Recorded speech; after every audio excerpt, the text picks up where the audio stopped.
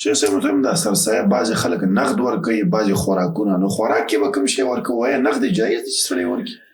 د صدقة-ul-Fitr سرسايه په باره کې موږ ته د الله رسول صلی الله علیه وسلم طعام ښودلی دی او د الله د نبی په دور کې په د طعام نه ادا کېدله.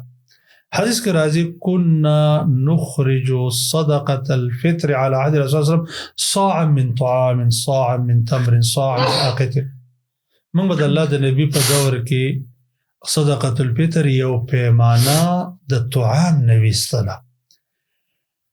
دا سوال چې زه به ورکړم مسکین له نقد روپۍ کاري په خوراک په کاري کې کپړې په کاري کې په بل شی په کاري کې بل شی، اول خدای چې په یو سرسایه باندې ټول حاجتونه نه پوره کیږي.